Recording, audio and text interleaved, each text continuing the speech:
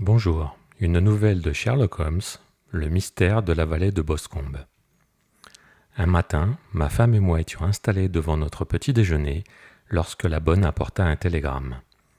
Il était envoyé par Sherlock Holmes et disait ceci. « Avez-vous quelques jours disponibles ? Viens de recevoir câble de l'ouest de l'Angleterre en rapport avec tragédie vallée Boscombe. Serais heureux si vous veniez avec moi. Air et paysage parfait. Prendre train 11h15 Paddington. » « Qu'en dites-vous, chérie ?» dit ma femme en me regardant. « Irez-vous » ? Vraiment, je ne sais que dire. Ma liste de rendez-vous est plutôt longue en ce moment. « Oh, Anstruther vous remplacera bien. Vous êtes un peu pâle ces temps-ci. Je pense que le changement vous ferait du bien, et vous êtes toujours tellement intéressé par les affaires de monsieur Sherlock Holmes. » Je serais un ingrat de ne pas l'être, vu ce que j'ai gagné grâce à l'une d'elles. Mais si j'y vais, je dois me dépêcher de faire ma valise, car il ne me reste qu'une demi-heure. Mon expérience de la vie de campement en Afghanistan avait eu au moins pour résultat de me rendre apte à partir en voyage sur le champ. J'avais des besoins limités et simples, ce qui fait qu'en un rien de temps je me trouvais dans un fiacre avec ma valise, fonçant bruyamment vers la gare de Paddington. Sherlock Holmes faisait les 100 pas sur le quai, sa grande silhouette émaciée rendue plus grande et plus émaciée encore par son long manteau de voyage gris et sa casquette en toile bien ajustée. « C'est vraiment très aimable de votre part d'être venu, Watson, dit-il. Cela fait pour moi une énorme différence d'avoir quelqu'un sur qui je peux tout à fait compter. L'assistance qu'on peut trouver sur place est toujours soit inutile, soit partiale. Si vous voulez bien garder les 2 sièges du coin, je vais aller chercher les billets. » Nous avions tout le compartiment pour nous, à l'exception d'une immense pile de journaux que Holmes avait apportés avec lui. Il fouilla parmi ceux-ci et lut, s'arrêtant parfois pour prendre des notes ou méditer, jusqu'à ce que nous ayons dépassé Reading. Alors il en fit tout à coup une gigantesque boule et la lança dans le filet. « Avez-vous entendu parler de cette affaire ? » ?»« Pas un mot. Je n'ai pas lu un journal depuis plusieurs jours. La presse londonienne n'a pas donné de compte-rendu complet. Je viens à l'instant de parcourir tous les journaux récents pour bien posséder les détails.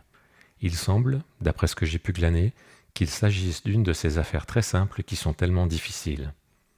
Cela semble un peu paradoxal, mais c'est profondément vrai. La singularité est presque invariablement un indice. Plus le crime est sans relief et banal, plus il est difficile à comprendre. Dans cette affaire, cependant, on a établi des accusations très graves contre le fils de l'homme qui a été assassiné. Il s'agit par conséquent d'un meurtre ?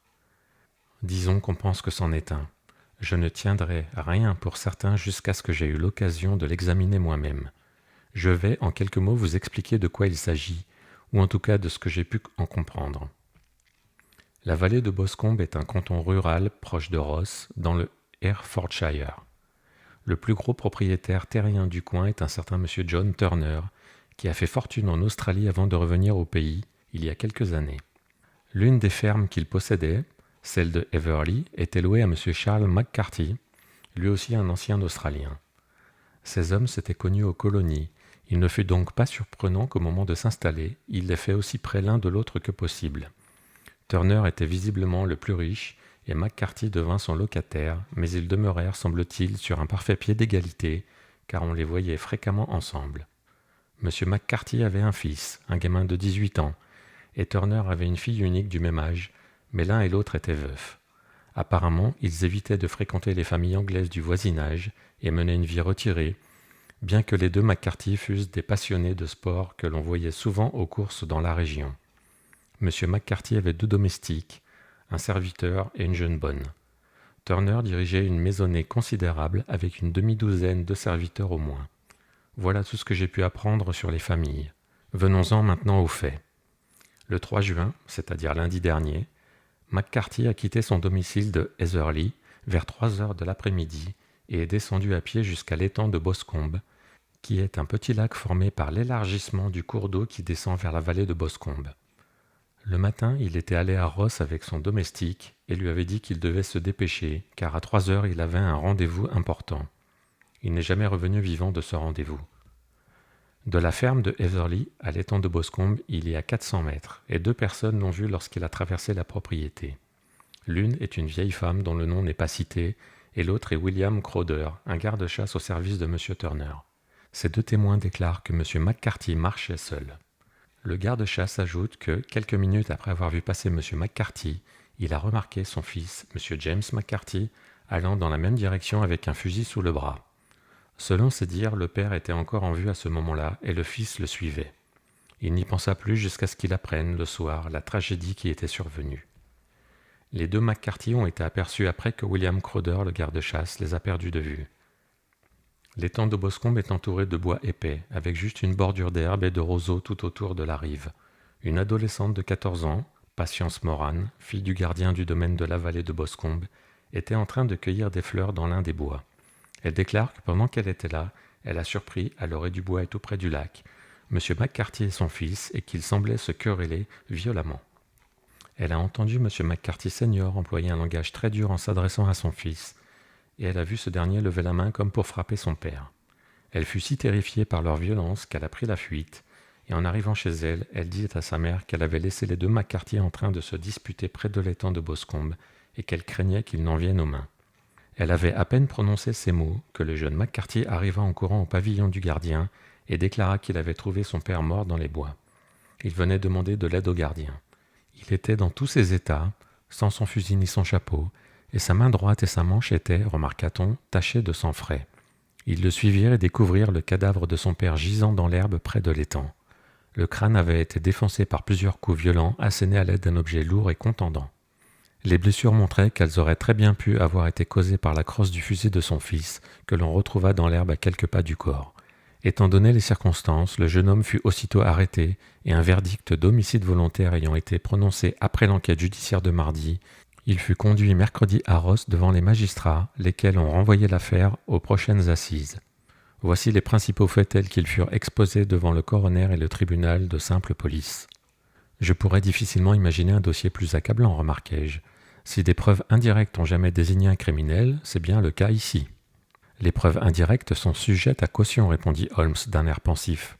Elles peuvent avoir l'air d'indiquer clairement une chose, mais si l'on modifie légèrement son point de vue, il arrive de constater qu'elles désignent, de façon tout aussi nette, une chose tout à fait différente. Il faut pourtant avouer que l'affaire paraît excessivement grave pour le jeune homme, et il se peut fort bien qu'il soit effectivement le coupable. Il y a cependant plusieurs personnes dans le voisinage, et parmi elles Mademoiselle Turner, la fille du propriétaire voisin, qui croient en son innocence et qui ont engagé Lestrade, dont vous vous souvenez sans doute de l'implication dans une étude en rouge, pour mener l'enquête dans son intérêt. Lestrade, assez embarrassé, a fait appel à moi, et voilà donc pourquoi deux messieurs d'âge moyen filent vers l'ouest à 80 km/h, au lieu d'être chez eux à digérer tranquillement leur petit déjeuner. J'ai peur, dis-je, qu'avec des faits aussi évidents, vous n'ayez guère d'honneur à récolter dans cette affaire. Il n'y a rien de plus trompeur qu'un fait évident, répondit-il en riant. En outre, il se peut que le hasard nous fasse découvrir d'autres faits évidents qui n'apparaissent pas comme tels aux yeux de M. Lestrade. Vous me connaissez trop bien pour penser que je me vante lorsque je dis que je confirmerai ou détruirai sa théorie par des moyens qu'il est tout à fait incapable d'utiliser, voire même de comprendre. Pour prendre le premier exemple qui me vient à l'esprit, il m'apparaît clairement que, dans votre chambre à coucher, la fenêtre est du côté droit. Pourtant, je me demande si M. Lestrade aurait remarqué un fait qui saute aux yeux comme celui-là. Comment diable ? Mon cher ami, je vous connais bien. Je sais la rigueur toute militaire qui vous caractérise. Vous vous rasez tous les matins et en cette saison vous vous rasez à la lumière du jour. Mais comme votre barbe est de moins en moins bien rasée à mesure que l'on remonte sur le côté gauche de votre visage, tant et si bien qu'elle en devient franchement négligée quand on arrive à l'angle de la mâchoire, il est tout à fait évident que ce côté est moins bien éclairé que l'autre. Je n'arrive pas à croire qu'un homme ayant vos habitudes, s'il se regarde avec un éclairage uniforme, puisse se satisfaire d'un tel résultat. Je ne cite cela que comme un banal exemple d'observation et de déduction. Mais voilà en quoi consiste mon métier, et il est possible qu'il me soit utile au cours de l'enquête qui nous attend. Il y a encore un ou deux points mineurs qui ressortent de l'enquête judiciaire et qui méritent quelque attention. Quels sont-ils ? Il apparaît que l'arrestation n'a pas eu lieu sur le champ, mais après le retour à la ferme de Heatherly. Lorsque l'inspecteur de police informa le jeune homme qu'il était en état d'arrestation, il déclara qu'il n'était pas surpris de l'apprendre et qu'il n'avait que ce qui le méritait. Sa remarque eut naturellement pour effet de chasser toute trace de doute dans l'esprit des jurés. « C'était un aveu, m'écriai-je. »« Non, car ce fut suivi d'une protestation d'innocence. » Venant en conclusion d'une suite de faits aussi accablants, cette réflexion était tout au moins des plus suspectes. « Au contraire, dit Holmes, c'est la plus belle éclaircie que je puisse entrevoir en ce moment au milieu des nuages. Tout aussi innocent qu'il soit, il ne pouvait pas être idiot au point de ne pas s'apercevoir que les circonstances l'accablaient lourdement. S'il avait eu l'air surpris de son arrestation ou avait faim de s'en indigner, j'aurais considéré le fait comme hautement suspect, parce qu'une surprise ou une colère de ce genre n'aurait guère été naturelle compte tenu des circonstances et aurait pu apparaître comme la meilleure stratégie à un homme rusé.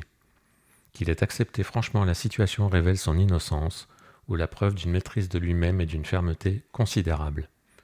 Quant à sa réflexion sur le fait qu'il n'avait que ce qu'il méritait, elle n'était pas non plus anormale, si l'on considère qu'il se trouvait près du cadavre de son père, et qu'il ne fait pas de doute que, ce même jour, il avait oublié son devoir filial au point d'échanger avec lui des paroles vives et même, selon la jeune fille dont le témoignage est si important, de lever la main sur lui comme pour le frapper. Les regrets et les remords dont témoigne sa remarque me semblent dénoter un esprit sain plutôt que coupable. Bien des hommes ont été pendus sur des preuves beaucoup plus minces, remarquai-je en hochant la tête. C'est vrai, et bien des hommes ont été pendus à tort. Comment le jeune homme a-t-il rendu compte de ces faits ? D'une manière qui n'est pas, je le crains, très encourageante pour ses partisans, bien qu'il y ait un ou deux points significatifs. Vous trouverez tout cela ici, et vous pouvez le lire vous-même. Il tira du paquet un exemplaire du journal local du Herefordshire, et après en avoir tourné une page, m'indiqua du doigt le paragraphe dans lequel l'infortuné jeune homme relatait sa propre version des événements. Je m'installai confortablement dans un coin du compartiment et le lus attentivement. Il disait à peu près ceci. Monsieur James McCarthy, l'unique fils du défunt, fut alors appelé à la barre et fit la déposition suivante. J'étais en déplacement à Bristol depuis 3 jours, et je suis rentré seulement le 3, lundi dernier, dans la matinée. Mon père n'était pas à la maison lorsque je suis arrivé, et la bonne m'informa qu'il était allé en voiture à Ross, avec John Cobb, le valet d'écurie. Peu après mon retour, j'entendis les roues de la carriole dans la cour, et, en regardant par ma fenêtre, je le vis descendre et sortir rapidement de la cour, bien que je ne puisse déterminer dans quelle direction il s'en allait. J'ai alors pris mon fusil et je suis parti me promener vers l'étang de Boscombe dans l'intention de me rendre à la Garenne qui est de l'autre côté. En chemin, j'ai vu William Crowder, le garde-chasse, comme il l'a déclaré dans son témoignage. Mais il se trompe en pensant que je suivais mon père. J'ignorais complètement qu'il me précédait. À une centaine de mètres de l'étang environ, j'entendis ce cri « Couï !» qui était le signal dont nous nous servions souvent, mon père et moi. Je marchai alors rapidement et le rejoignis près de l'étang. Il parut fort surpris de me voir et me demanda assez brutalement ce que je faisais là. Une conversation s'ensuivit, qui nous mena à un échange de mots très vifs et presque à des coups, car mon père était d'un tempérament très violent. Voyant que sa colère devenait incontrôlable, je le quittai et me dirigeai vers la ferme de Heatherly. Mais je n'avais pas fait plus de 150 mètres que j'entendis dans mon dos un cri atroce qui me fit rebrousser chemin. Je trouvai mon père expirant sur le sol, des blessures horribles à la tête. Je lâchai mon fusil et le pris dans mes bras, mais il mourut presque immédiatement. Je m'agenouillai près de lui quelques minutes, puis je me rendis au pavillon de M. Turner, le gardien, pour demander de l'aide, sa maison étant la plus proche. Je n'ai vu personne près de mon père quand je suis revenu, et je n'ai pas la moindre idée de l'origine de ses blessures. Il n'était pas très animé, étant assez froid et sévère dans ses manières, mais pour autant que je sache, il n'avait pas d'ennemi déclaré. Je ne sais rien d'autre de cette affaire. Le coroner. Votre père vous a-t-il déclaré quelque chose avant de mourir ? Le témoin. Il a bredouillé quelques mots, mais je n'ai saisi qu'une allusion à un rat. Le coroner. Qu'avez-vous compris de cela ? Le témoin. Cela n'avait aucun sens pour moi, je pensais qu'il délirait. Le coroner. Quel était le sujet de cette ultime querelle entre vous et votre père ? Le témoin. Je préférerais ne pas répondre. Le coroner. Je crains d'être obligé d'insister. Le témoin. Il m'est vraiment impossible de vous répondre. Je peux vous assurer que cela n'a rien à voir avec la triste tragédie qui a suivi. Le coroner. C'est au tribunal d'en décider. Je n'ai pas besoin de vous informer que votre refus de répondre nuira considérablement à votre cause dans les suites qui seront données à ce procès. Le témoin. Je dois pourtant refuser. Le coroner. Je comprends que le cri de « Couï » était un signal commun entre vous et votre père. Le témoin. En effet, oui. Le coroner. Alors, comment se fait-il qu'il l'ait poussé avant de vous voir et avant même de savoir que vous étiez revenu de Bristol ? Le témoin, très embarrassé. Je ne sais pas. Un juré. N'avez-vous rien vu qui a éveillé vos soupçons quand vous êtes revenu sur vos pas après avoir entendu le cri et que vous avez trouvé votre père mortellement blessé? Le témoin. Rien de précis. Le coroner. Que voulez-vous dire? Le témoin. J'étais si troublé et bouleversé en faisant irruption dans la clairière que je ne pouvais penser à rien d'autre qu'à mon père. Pourtant, alors que je courais droit devant moi, j'ai eu la vague impression qu'il y avait quelque chose qui gisait par terre sur ma gauche. Cela m'a paru être une forme grise, une sorte de vêtement ou un plaid peut-être. Quand je me suis relevé après m'être penché sur mon père, je l'ai cherché des yeux, mais elle n'y était plus. Le coroner.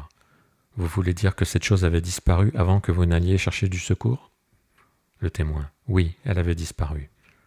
Le coroner. Vous ne pouvez pas dire ce que c'était? Le témoin. Non, j'avais l'impression qu'il y avait quelque chose. Le coroner. À quelle distance du corps? Le témoin.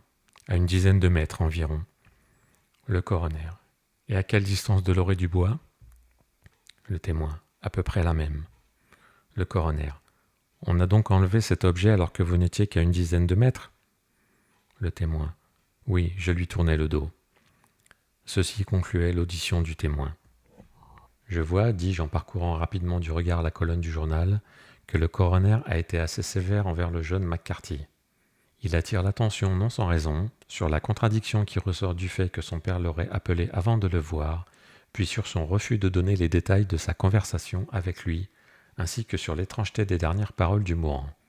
Tous ces faits, comme le remarque le coroner, font peser de lourdes charges sur le fils. Holmes rit doucement et s'étendit sur le fauteuil garni de coussins. Vous et le coroner, vous vous donnez tous deux bien du mal pour mettre en évidence les points précis qui plaident le plus fortement en faveur du jeune homme. Ne croyez-vous pas que vous lui attribuez tour à tour trop d'imagination ou pas assez? Pas assez, s'il n'est pas capable d'inventer un motif de dispute qui lui gagnerait la sympathie du jury. Trop s'il a tiré de sa propre conscience quelque chose d'aussi outré que l'allusion d'un mourant à un rat et l'incident du tissu disparu. Non, monsieur, j'aborderai cette affaire en considérant que ce que dit ce jeune homme est vrai, et nous verrons bien où cette hypothèse nous mènera. Et maintenant voici mon édition de poche de Pétrarque, et je ne dirai plus un mot à propos de cette enquête jusqu'à ce que nous soyons sur les lieux du drame. Nous déjeunons à Swindon, et je vois que nous y serons dans 20 minutes. Il était environ 4 heures quand, enfin, après avoir traversé la magnifique vallée de Stroud et enjambé la Séverne, large et étincelante, nous avons atteint la jolie petite ville campagnarde de Ross. Un homme maigre avec une tête de furet et un air chafouin nous attendait sur le quai. Malgré son long cache-poussière beige et les guêtres de cuir qu'il portait, eu égard à la campagne environnante, je n'eus aucune difficulté à reconnaître Lestrade de Scotland Yard. Nous allâmes avec lui en voiture jusqu'aux Armes d'Hereford, où une chambre avait déjà été retenue pour nous. « J'ai commandé une voiture, dit Lestrade alors que nous étions installés devant une tasse de thé. Je connais votre nature énergique et je sais que vous ne serez heureux qu'une fois sur les lieux du crime. C'est très aimable et très flatteur de votre part, répondit Holmes, mais nous n'irons pas. C'est uniquement une question de pression atmosphérique. Lestrade eut l'air très étonné. Je ne vous suis pas, dit-il. Que dit le baromètre? Temps pluvieux à ce que je vois, pas de vent et pas un nuage dans le ciel. J'ai ici un plein étui de cigarettes qui ne demande qu'à être fumé, et ce canapé est très supérieur aux horreurs qu'on trouve d'ordinaire dans les auberges de province. Je crois qu'il est peu probable que je me serve de la voiture ce soir. Lestrade rit avec indulgence. Vous avez sans doute déjà tiré vos conclusions d'après les journaux, dit-il. L'affaire est claire comme le jour, et plus on l'approfondit, plus elle devient claire. Cependant, bien sûr, on ne peut pas refuser son aide à une dame, et surtout à une dame aussi décidée. Elle a entendu parler de vous et souhaite connaître votre opinion, bien que je lui ai dit et redit qu'il n'y avait rien que vous puissiez faire que je n'ai déjà fait. Mais, mon Dieu, voici sa voiture à la porte. À peine avait-il achevé qu'entrait dans la pièce l'une des plus charmantes jeunes femmes que j'ai jamais vues de ma vie. Ses yeux violets étincelants, ses lèvres entr'ouvertes, ses joues teintées de rose, tout indiquait que sa réserve naturelle s'effaçait devant l'objet de ses préoccupations. « Oh, monsieur Sherlock Holmes !» s'écria-t-elle, très agitée, nous regardant l'un après l'autre, puis, avec la promptitude de l'intuition féminine, se fixant sur mon compagnon. « Je suis si contente que vous soyez venu. Je suis descendue jusqu'ici pour vous le dire. Je sais que James est innocent. Je le sais et je veux que vous commenciez votre travail en le sachant vous aussi. Ne vous laissez jamais gagner par le doute. Nous nous connaissons depuis que nous sommes enfants, et je connais ses défauts comme personne d'autre. Mais il a le cœur trop tendre pour faire du mal à une mouche. Une telle accusation est absurde quand on le connaît réellement. J'espère que nous pourrons le disculper, mademoiselle Turner, dit Sherlock Holmes. Vous pouvez être sûr que je ferai tout mon possible. Mais vous avez lu la déposition. Vous êtes parvenu à une conclusion ? Vous n'y voyez pas une faiblesse, une faille quelconque ? Ne pensez-vous pas vous-même qu'il est innocent ? Je pense que c'est très probable. Eh bien, s'écria-t-elle en rejetant vivement la tête en arrière et en regardant Lestrade d'un air de défi. Vous entendez ? Il me donne de l'espoir. Lestrade haussa les épaules. J'ai peur que mon collègue n'ait été un peu prompt à tirer des conclusions, dit-il. Mais il a raison. Oh, je sais qu'il a raison. Jamais James n'a fait cela. Et quant à sa dispute avec son père, je suis sûr que la raison pour laquelle il n'a pas voulu en parler au coroner, c'est qu'elle me concernait. De quelle façon ? Demanda Holmes. Ce n'est pas le moment de cacher quoi que ce soit. James et son père avaient de nombreux désaccords à mon sujet. M. McCarthy désirait très fort qu'il y ait un mariage entre nous. James et moi, nous nous sommes toujours aimés comme frères et sœurs. Mais évidemment, il est jeune et connaît encore peu la vie. Et voilà, il ne se sentait pas encore prêt pour cela. Alors il y avait des querelles, et celle-ci, j'en suis certaine, était du nombre. « Et votre père ? Demanda Holmes. Était-il favorable à cette union ? Non, lui aussi y était opposé. Personne, à part M. McCarthy, n'y était favorable. Une rougeur passa rapidement sur son visage jeune et frais au moment où Holmes lança sur elle l'un de ses regards pénétrants et inquisiteurs. « Merci de ce renseignement, dit-il. Pourrais-je voir votre père si je me rends chez lui demain ? Je crains que le docteur ne le permette pas. » Le docteur ? Oui, vous ne saviez pas ? Voilà des années que mon pauvre père n'a pas été bien vaillant, mais tout cela l'a complètement abattu. Il s'est alité et le docteur Willows dit qu'il n'est plus qu'une épave, que ses nerfs ont lâché. Monsieur McCarthy était le seul être vivant qui ait connu mon père autrefois dans le Victoria. Ah, dans le Victoria ? C'est important. Oui, dans les mines. Précisément, dans les mines d'or où, si j'ai bien compris, M. Turner avait fait fortune. Oui, c'est cela. Merci, mademoiselle Turner, vous m'avez été d'une grande aide. Vous me préviendrez si vous avez des nouvelles demain ? Sans doute irez-vous à la prison voir James. Oh, si vous y allez, monsieur Holmes, dites-lui bien que je sais qu'il est innocent. Je le ferai, mademoiselle Turner. Il faut que je rentre maintenant, car papa est très malade et je lui manque tellement quand je le laisse. Au revoir et que Dieu vous aide dans vos recherches. Elle sortit de la pièce aussi précipitamment qu'elle y était entrée, puis nous entendîmes dans la rue le fracas des roues de sa voiture qui s'éloignait. « J'ai honte de vous, Holmes, dit Lestrade avec dignité après quelques minutes de silence. Pourquoi faire naître des espérances que vous serez obligé de décevoir ? Je ne suis pas excessivement tendre, mais j'appelle cela de la cruauté. » Je pense que je vois le moyen d'innocenter James McCarthy, dit Holmes. Avez-vous un permis pour le voir en prison ? Oui, mais seulement pour vous et moi. Alors je vais revenir sur ma résolution de ne pas sortir. Nous avons encore le temps de prendre un train pour Hereford et de le voir ce soir ? Largement. Alors allons-y. Watson, j'ai peur que vous ne trouviez le temps long, mais je ne serai absent que 2 ou 3 heures. Je descendis jusqu'à la gare avec eux et errai dans les rues de la petite ville pour revenir finalement à l'hôtel, où je m'étendis sur le canapé et tentai de m'intéresser à un roman bon marché. La pauvre intrigue était cependant si mince comparée au profond mystère dans lequel nous avancions à tâtons, et je constatai bientôt que mon attention s'évadait si fréquemment de la fiction pour revenir aux faits, qu'au bout du compte, je lançai le livre à travers la pièce et m'abandonnai tout entier à l'examen des événements de la journée. En supposant que le récit de ce malheureux jeune homme fût absolument vrai, alors quel événement infernal, quelle calamité absolument imprévue et extraordinaire avait bien pu survenir entre le moment où il avait quitté son père et l'instant où, ramené sur ses pas par ses cris, il avait fait éruption en courant dans la clairière. C'était quelque chose de terrible et mortel. Mais quoi donc ? La nature des blessures n'était-elle pas susceptible de révéler un détail quelconque à mon regard de médecin ? Je sonnai et demandai qu'on m'apporte l'hebdomadaire local qui contenait un compte-rendu fidèle de l'enquête. Dans le rapport du chirurgien, il était dit que le tiers postérieur de l'os pariétal gauche et la moitié de l'os occipital gauche avaient été défoncés par un coup très lourd, assené avec une arme contondante. Je repérai l'endroit sur ma propre tête. Il était clair qu'un tel coup avait dû être porté par derrière. C'était dans une certaine mesure en faveur de l'accusé, puisque, au moment où on les avait vus se quereller, il était face à son père. Toutefois, cela ne prouvait pas grand-chose, car le vieil homme avait pu tourner le dos avant que le coup ne fût porté. Cela vaudrait pourtant la peine d'attirer l'attention de Holmes là-dessus. Il y avait ensuite la singulière allusion de l'agonisant à un rat. Qu'est-ce que cela pouvait bien signifier ? Cela ne pouvait être du délire. Un homme qui meurt d'un coup brutal ne divague habituellement pas. Non, c'était plus vraisemblablement une tentative pour expliquer comment il avait trouvé la mort. Mais qu'est-ce que cela pouvait révéler ? Je me creusais les méninges pour trouver une explication possible. Il y avait encore l'incident de l'étoffe grise qu'avait vu le jeune McCarthy. Si c'était vrai, l'assassin avait dû laisser tomber dans sa fuite un vêtement, son pardessus sans doute, et il avait eu la hardiesse de venir le reprendre pendant que le fils était agenouillé, le dos tourné, à moins d'une douzaine de pas de là. Quel tissu de mystère et d'invraisemblance que cette affaire! Je n'étais pas surpris de l'opinion de Lestrade, et pourtant j'avais tellement foi dans la perspicacité de Holmes que je ne pouvais perdre espoir, tant que chaque élément nouveau semblait renforcer en lui la conviction de l'innocence du jeune McCarthy. Il était tard quand Sherlock Holmes revint. Il était seul, car Lestrade logeait en ville. Le baromètre est toujours haut, remarqua-t-il en s'asseyant. Il est important qu'il ne pleuve pas avant que nous puissions nous rendre sur le terrain. D'un autre côté, il faut être en pleine possession de ses moyens pour une affaire aussi délicate, et je ne tiens pas à m'y employer alors que je suis fatigué par un long voyage. J'ai vu le jeune McCarthy. Et qu'en avez-vous appris ?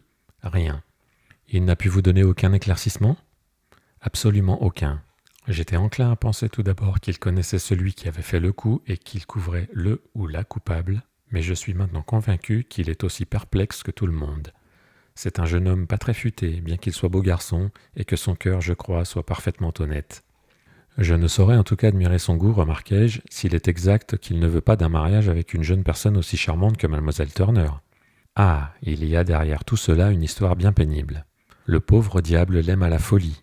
Il en perd la tête, mais il y a à peu près 2 ans, alors qu'il n'était encore qu'un gamin, et avant de bien la connaître, car elle avait passé 5 années en pension, qu'a fait cet idiot si ce n'est d'aller se fourrer dans les griffes d'une serveuse de bar à Bristol qu'il a épousée civilement. Personne ne sait rien de cette histoire, mais vous pouvez imaginer à quel point ce doit être rageant pour lui de se voir reprocher de ne pas faire ce pourquoi il donnerait volontiers son bras, mais qu'il sait être absolument impossible. C'était uniquement cette rage en question qui lui fit lever les bras au ciel quand son père, lors de leur dernière rencontre, le poussait à demander la main de mademoiselle Turner. D'un autre côté, il ne possédait pas les moyens de subvenir à ses propres besoins, et son père, qui, au dire de tous, était un homme très sévère, l'aurait complètement laissé tomber s'il avait su la vérité. C'est avec sa serveuse de femme qu'il avait passé les 3 derniers jours à Bristol, et son père ignorait où il était. Notez bien ce point, c'est important. À quelque chose malheur est bon, cependant, car la serveuse, ayant appris par les journaux qu'il a des ennuis sérieux et risque sans doute d'être pendue, a complètement renoncé à lui et elle lui a écrit pour lui annoncer qu'elle a déjà un mari au chantier naval Bermuda et qu'il n'existe en réalité aucun lien légal entre eux. Je crois que cette nouvelle a consolé le jeune McCarthy de toutes ses souffrances. Mais s'il est innocent, qui a commis le crime ? Ah, qui ? Je voudrais attirer votre attention tout particulièrement sur 2 points. Le premier, c'est que la victime avait rendez-vous avec quelqu'un à l'étang et que ce quelqu'un ne pouvait être son fils, car son fils était absent et qu'il ne savait pas quand il rentrerait. Le second, c'est qu'on a entendu le défunt crier « Couille » avant qu'il ne sache que son fils était revenu. Ce sont les points cruciaux dont toute l'enquête dépend. Et maintenant parlons de George Meredith, si vous le voulez bien, et laissons de côté les points sans importance jusqu'à demain. La pluie, comme Holmes l'avait prévu, ne tomba pas, et le jour pointa, éclatant et sans nuages. À 9h, Lestrade vint nous chercher avec la voiture et nous nous mîmes en route pour la ferme Heatherly et l'étang de Boscombe. « Il y a une nouvelle grave ce matin, annonça Lestrade. On dit que M. Turner, le propriétaire du hall, est si malade qu'on craint pour sa vie. »« Un homme âgé, sans doute, dit Holmes. Environ la 60aine, mais sa constitution a été ébranlée par sa vie à l'étranger et sa santé décline depuis quelque temps. Cette affaire a eu un très mauvais effet sur lui. C'était un vieil ami de McCarthy, et si, je puis ajouter, un grand bienfaiteur pour lui, car j'ai appris qu'il lui avait donné la ferme de Heatherly sans réclamer aucun loyer. »« Vraiment ? Voilà qui est intéressant, dit Holmes. »« Oh oui, il l'a aidé de 100 autres façons. Tout le monde par ici parle de sa bonté envers lui. » Tiens donc, cela ne vous paraît pas un peu singulier que ce McCarthy, qui semble avoir eu si peu de biens personnels et tellement d'obligations envers Turner, songea toujours à marier son fils à la fille de Turner qui est vraisemblablement l'héritière du domaine et qu'il le fit d'une manière aussi arrogante comme s'il ne s'agissait que de faire la proposition et que tout le reste doive suivre ? C'est d'autant plus étrange que nous savons que Turner lui-même était opposé à cette idée. Sa fille nous l'a dit. Vous n'en déduisez rien ? Nous voici arrivés aux déductions et aux conclusions, dit Lestrade en clignant de l'œil à mon endroit. Je trouve que j'ai assez de mal à me débrouiller avec les faits, Holmes, sans me lancer dans des théories et des élucubrations. Vous avez raison, approuva Holmes avec un air de fausse modestie. Vous avez du mal à débrouiller les faits. En tout cas, j'en ai saisi un que vous paraissez difficilement comprendre, répliqua Lestrade en s'échauffant un peu. Et lequel ? Que McCarthy père est mort de la main de McCarthy fils, et que toutes les théories qui disent le contraire ne sont qu'illusions. Oui, mais les illusions sont parfois plus claires que le brouillard, dit Holmes en riant. Mais si je me trompe, voici la ferme de Heatherly sur notre gauche. Oui, c'est elle. C'était un large et confortable bâtiment de 2 étages, avec un toit d'ardoise et des murs gris parsemés de grandes plaques de lichen jaune. Ses stores baissés, ses cheminées sans fumée lui donnaient toutefois un air triste, comme si le poids de cette horrible tragédie pesait encore sur lui. Nous nous présentâmes à la porte, puis la bonne, à la demande de Holmes, nous montra les bottes que son maître portait au moment de sa mort, ainsi qu'une paire qui appartenait au fils, bien que ce ne fût pas celle qu'il portait à ce moment-là. Après les avoir mesurées avec un soin minutieux en 7 ou 8 points différents, Holmes demanda à être conduit dans la cour, et de là nous suivîmes tout le chemin sinueux qui menait à l'étang de Boscombe. Sherlock Holmes s'était transformé lorsqu'il était lancé sur une piste comme celle-ci. Les hommes qui n'ont connu que le penseur et le logicien tranquille de Baker Street n'auraient pas pu le reconnaître. Son visage s'enflammait puis s'assombrissait. Ses sourcils formaient 2 durs traits noirs au-dessous desquels ses yeux brillaient d'un éclat d'acier. Sa tête était penchée en avant, ses épaules étaient courbées, ses lèvres étaient serrées et ses veines saillaient comme des cordes sur son long cou musclé. Ses narines semblaient se dilater sous l'effet de l'instinct purement animal pour la chasse, et son esprit était si absolument concentré sur son objet que toute question ou remarque parvenait à son oreille sans qu'il y prêtât attention, ou ne provoquait au mieux qu'un bref grognement agacé. Il progressait, rapide et silencieux, le long du chemin qui traversait les prés, puis, à travers les bois, allait jusqu'à l'étang de Boscombe. Le sol était humide et marécageux, comme dans tout ce secteur, et de nombreuses traces de pas étaient visibles, tant sur le sentier que sur l'herbe rase qui le bordait de chaque côté. Tantôt Holmes accélérait vivement, tantôt il s'arrêtait net, et il fit une fois un petit détour dans la prairie. Lestrade et moi marchions derrière lui, le policier affectant un air d'indifférence et de mépris, alors que je ne quittais pas des yeux mon ami, car j'avais la conviction que chacune de ses actions tendait vers un but bien précis. L'étang de Boscombe, qui est une petite nappe d'eau de quelques 50 mètres de large et bordée de roseaux, se trouve à la limite entre les terres de la ferme Heatherly et le parc privé du riche M. Turner. Au-dessus des bois qui longeaient l'autre rive, nous pouvions voir les hauts pignons rouges qui indiquaient l'emplacement de la demeure du riche propriétaire. Du côté de l'étang où était située la ferme des Heatherly, les bois étaient très épais et une étroite bande d'herbe détrempée courait sur une vingtaine de pas entre la rangée d'arbres et les roseaux de la berge. Lestrade nous montra l'endroit exact où le corps avait été trouvé, mais, en fait, le sol était si humide que je pus voir distinctement les traces laissées par la chute de l'homme abattu. Pour Holmes, comme je le voyais à l'ardeur de son visage et à l'intensité de son regard, il y avait encore bien d'autres choses à lire sur cette herbe piétinée. Il courut en rond comme un chien qui flaire une piste, puis soudain, il se tourna vers mon compagnon.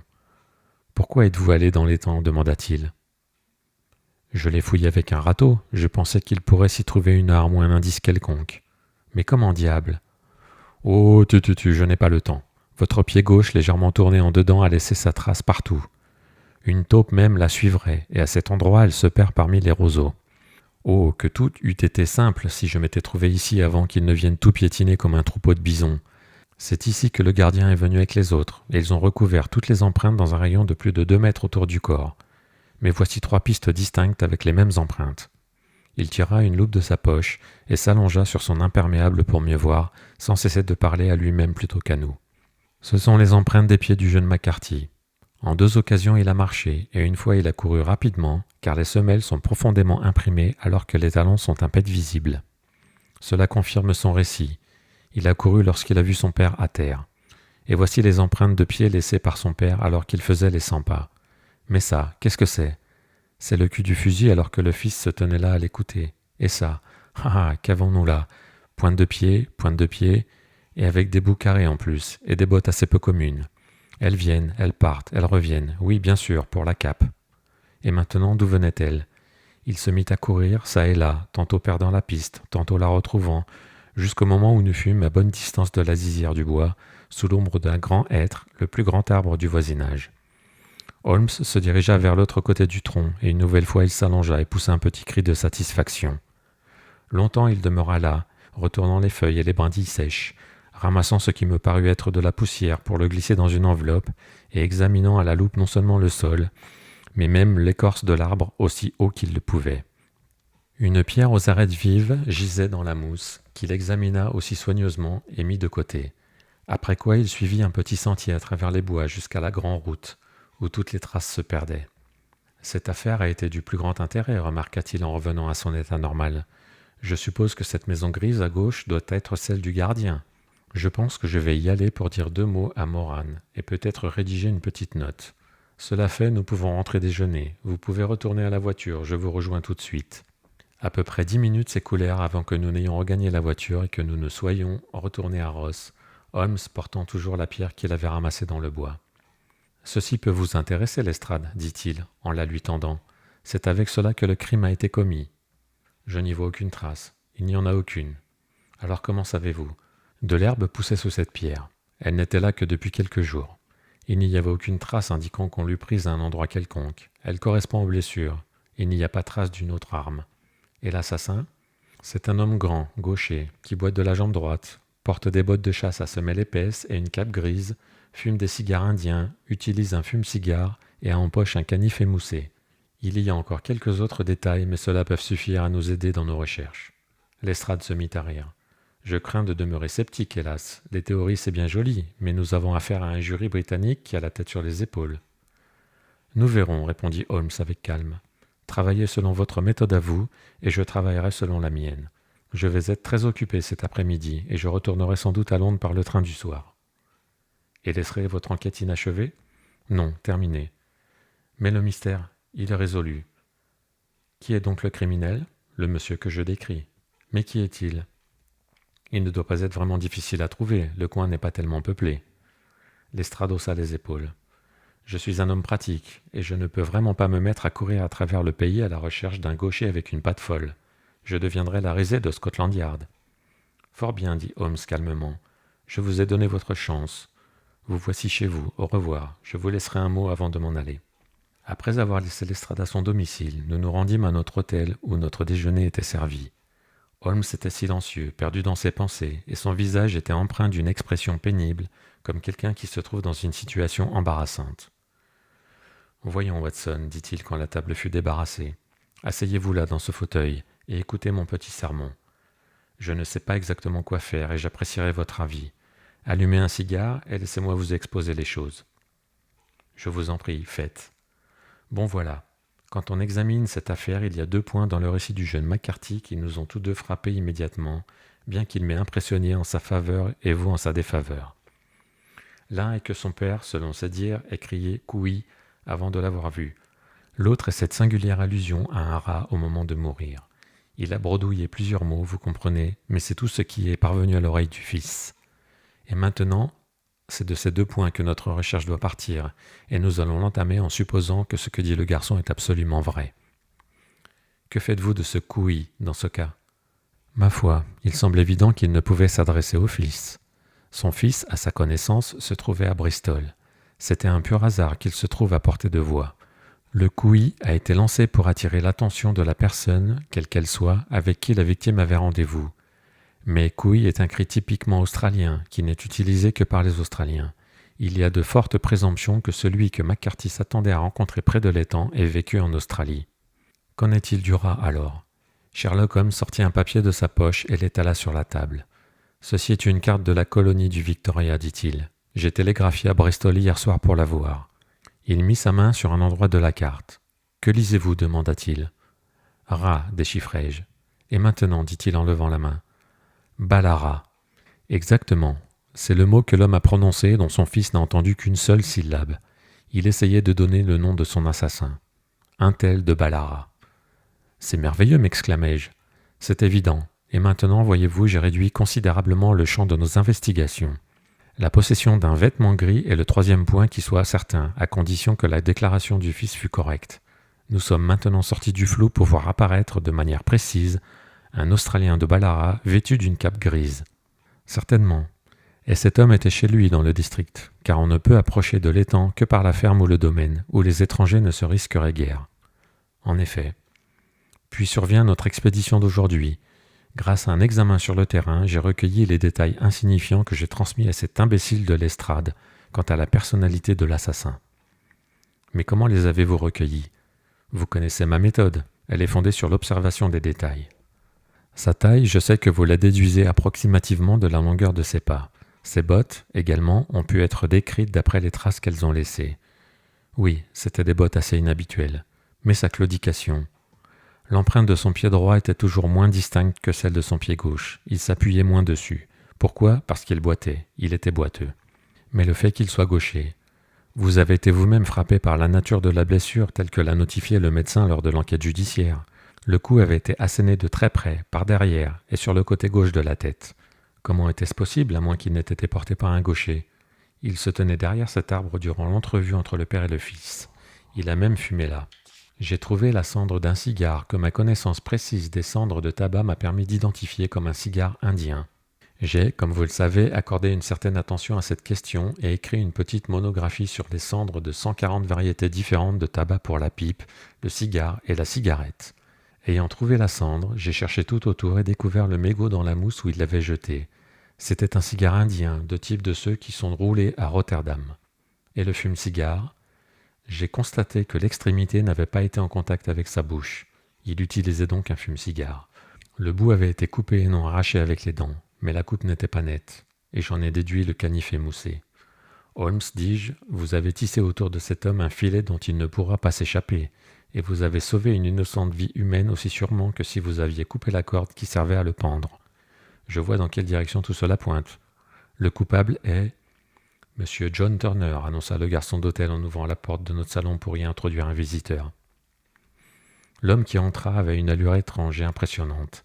Sa démarche lente et claudicante, ainsi que ses épaules voûtées lui donnaient un air de décrépitude, mais pourtant son visage dur, comme taillé à coups de serpe, ainsi que ses membres massifs montraient qu'il possédait une force physique et mentale hors du commun.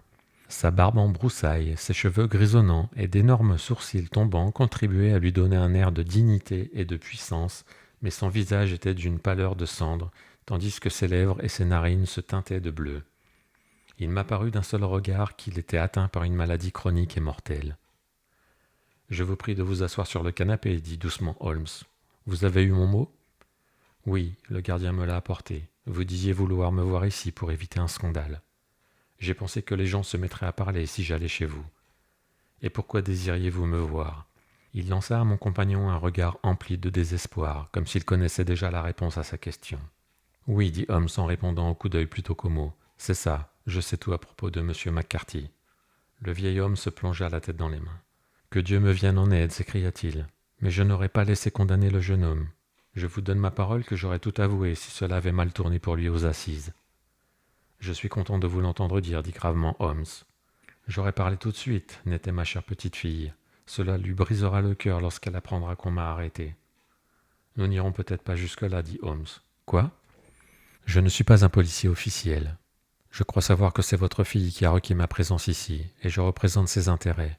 Le jeune McCarthy doit cependant être libéré. Je suis mourant, dit le vieux Turner. J'ai du diabète depuis des années. Mon docteur me dit qu'il doute que je vive encore un mois. Je préférerais cependant mourir sous mon toit plutôt que dans une geôle. Holmes se leva et s'assit à la table avec une plume dans la main et un paquet de feuilles de papier devant lui. « Dites-nous juste la vérité, dit-il. Je vais noter les faits. Vous le signerez et Watson ici présent pourra être témoin. Comme cela, je pourrai fournir votre confession en dernier ressort pour sauver le jeune McCarthy. Je vous promets de ne pas m'en servir à moins que ce ne soit absolument nécessaire. »« C'est mieux ainsi, dit le vieil homme. La question est de savoir si je vivrai jusqu'aux assises.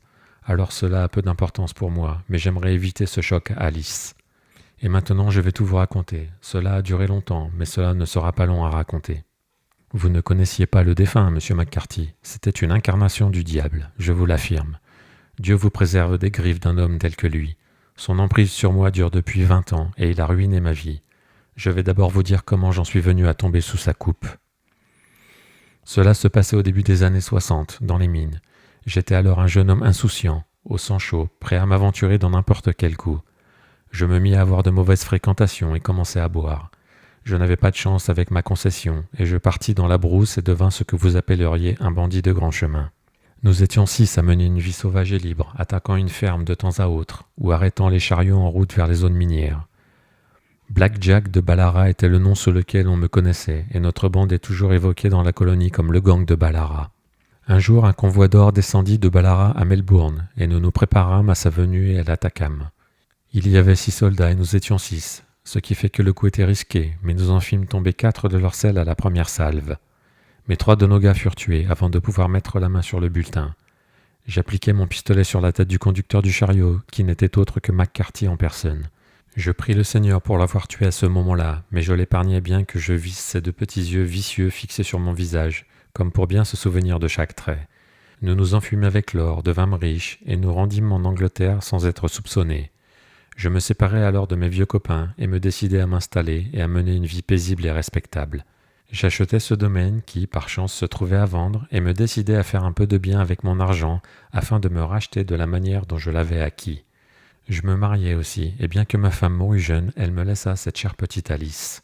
Même lorsqu'elle n'était encore qu'un bébé, sa petite main semblait me guider dans le droit chemin mieux que n'importe quoi auparavant. En un mot, j'avais tourné la page et faisais de mon mieux pour me racheter de mon passé. Tout allait bien lorsque McCarthy m'a posé la patte dessus. J'étais allé en ville à propos d'un placement, et je le rencontrai dans Regent Street avec tout juste un manteau sur le dos et des chaussures aux pieds. « Comme on se retrouve, Jack, dit-il en me touchant le bras. Nous serons comme une famille pour vous. Nous sommes 2, mon fils et moi, et vous pouvez vous charger de nous. Sinon, c'est un bon pays que l'Angleterre, respectueux des lois, et il se trouve toujours un policier à portée de voix. » Ils m'ont suivi dans l'Ouest, et il était impossible de s'en débarrasser. Ils ont vécu depuis lors sans payer de loyer sur mes meilleures terres. Je ne connus ni répit, ni paix, ni oubli. Où que je me tourne, son visage rusé et ricanant se trouvait à mon côté. Cela empira au fur et à mesure qu'Alice grandissait, car il se rendit vite compte que j'étais encore plus terrifié que mon passé fût connu d'elle que de la police. Tout ce qu'il voulait, il fallait qu'il l'ait, et je lui donnais sans discussion. Terre, argent, maison, jusqu'à ce qu'enfin il me demande quelque chose que je ne pouvais donner. Il me demanda Alice. Son fils, voyez-vous, avait grandi, tout comme ma fille, et comme on me savait de santé fragile, il lui sembla que ce serait un superbe coup en sa faveur si son fils prenait possession de tous les biens. Mais là-dessus j'étais ferme.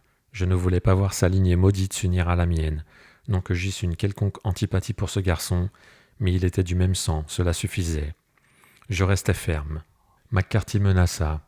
Je le mis au défi d'agir au pire. Nous devions nous rencontrer à l'étang, à mi-chemin entre nos domiciles respectifs pour en discuter. Quand j'arrivai là-bas, je le trouvai en train de parler avec son fils. Alors je fumai un cigare et attendis derrière un arbre qu'il se retrouve seul. Mais en écoutant ses propos, tout ce qu'il y avait de sombre et d'amer en moi sembla remonter à la surface.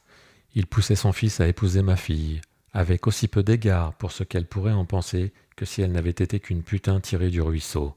Cela me rendit fou de penser que moi et tout ce que j'avais de chair allait tomber entre les mains d'un homme pareil. Ne pouvais-je pas rompre ce lien ? J'étais déjà un homme mourant, désespéré. Bien que lucide et assez vigoureux, je savais que mon propre destin était scellé. Mais le souvenir que je laissais, et ma fille, les 2 pouvaient être sauvés, si seulement je pouvais faire taire cette langue de vipère. Je l'ai fait, monsieur Holmes, je le referai. Aussi grave qu'aient été mes péchés, j'ai mené une vie de martyr pour m'en repentir. Mais que ma fille doive être prise dans la même nasse que moi, c'était plus que je ne pouvais en supporter. Je le frappai avec aussi peu de remords que s'il n'avait été qu'une bête immonde et venimeuse. Son cri fit revenir son fils, mais j'avais regagné le couvert du bois, bien que je fusse obligé de revenir chercher la cape que j'avais laissée tomber dans ma fuite. Voilà le récit fidèle, monsieur, de tout ce qui s'est passé. Ma foi, ce n'est pas à moi de vous juger, dit Holmes, alors que le vieil homme était en train de signer la disposition qu'il avait établie. Je prie pour que nous ne soyons jamais exposés à une telle tentation. Je prie aussi, monsieur. Et que comptez-vous faire ? Étant donné votre état de santé, rien. Vous êtes vous-même conscient que vous allez bientôt devoir rendre compte de vos actes devant un tribunal supérieur aux assises. Je garderai votre confession, et si McCarthy est condamné, je serai contraint de l'utiliser. Si ce n'est pas le cas, aucun mortel ne la verra jamais. Et votre secret, que vous soyez vivant ou mort, sera en sûreté auprès de nous. Adieu alors, dit solennellement le vieil homme. Sur votre lit de mort, vous vous sentirez soulagé en pensant à la paix que vous avez apportée au mien. Titubant et tremblant de toute sa gigantesque carcasse, il sortit lentement de la pièce d'un pas mal assuré. « Que Dieu nous aide, dit Holmes après un long silence. Pourquoi le destin joue-t-il de tels tours à de pauvres misérables sans défense? Je n'entends jamais évoquer des affaires comme celle-ci sans penser à des mots de Baxter et me dire « Il en serait de même sans la grâce de Dieu pour Sherlock Holmes. » James McCarthy fut acquitté aux assises grâce à un certain nombre d'objections soulevées par Holmes et soumises à l'avocat de la défense. Le vieux Turner vécut encore 7 mois après notre entretien, mais il est mort désormais, et tout semble indiquer que le fils et la fille parviendront à vivre heureux ensemble, dans l'ignorance du nuage noir qui pèse sur leur passé.